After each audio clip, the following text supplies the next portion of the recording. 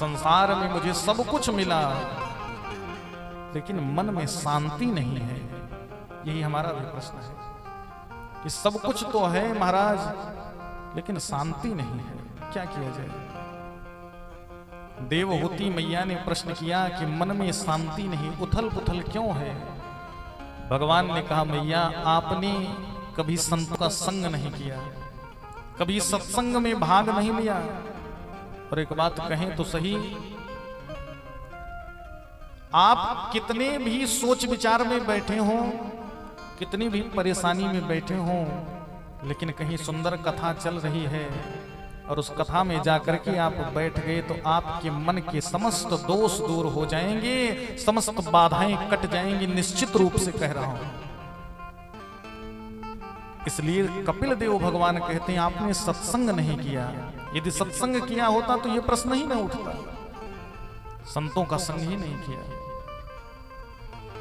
देवहूति मैया ने कहा संत किसे समझूं, कौन है संत? लाल पीले कपड़े पहनने वाला संत है क्या? कपिल देव भगवान ने कहा मैं बताता हूं कि असली संत कौन है। वास्तविक संत का परिचय भगवान अपने मुख से दे रहे हैं कि संत कौन है। बोले तितिक्षवः कारुणिकः सुहृदा सर्वदेहिना अजात शत्रवा शांता साधवः साधुभूषणाः। साधुओं के 5 लक्षण गिनाए हैं, ध्यान से सुनिएगा। तितिक्षवः, जो परम तितिक्षु हो यानी सहनशील, जिसमें अपार सहनशीलता भरी हुई है, भले ही वो किसी रूप में हो, पैंट शर्ट पहनने वाला भी हो तो वह साधु है। दूसरा कारुणिकः, अपार करुणा से ओतप्रोत हो, किसी को दीनहीन समझ करके उस करुणा जग जाए, अपना सब कुछ प्रदान कर दे, ऐसा कारुणिक होना चाहिए, करुणावान। इस संत का दूसरा लक्षण है। सुहृदा सर्वदेहिनाम, समस्त देहधारियों में भगवान का अंश देखे। जड़ चेतन गुण दोष में, जड़ और चेतन सब गुण और दोष से ओतप्रोत हैं, मिले हुए हैं, लेकिन जो समस्त देहधारियों में परमात्मा का अंश देख करके उसे कष्ट न पहुंचाए, ऐसी मति जिसकी है वह है संत। तीसरा लक्षण है। और चौथा अजात शत्रवः,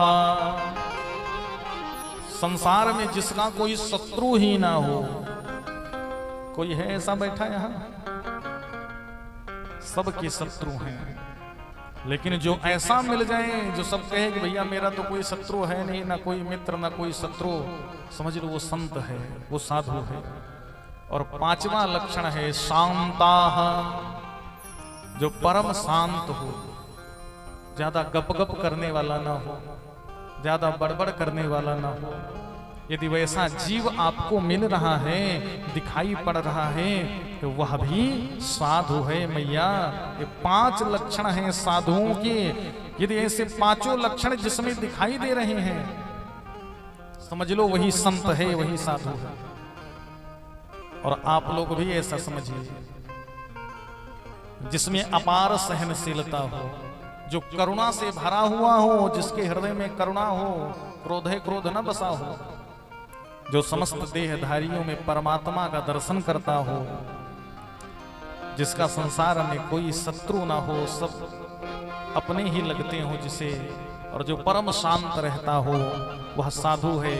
और ऐसे साधु के संगत में रहना सत्संग कहलाता है। जो जिसका भाव ऐसा हो गया, निज प्रभु में देखने लगे, समझ लो वही संत है और उसी की शरण में रहना चाहिए।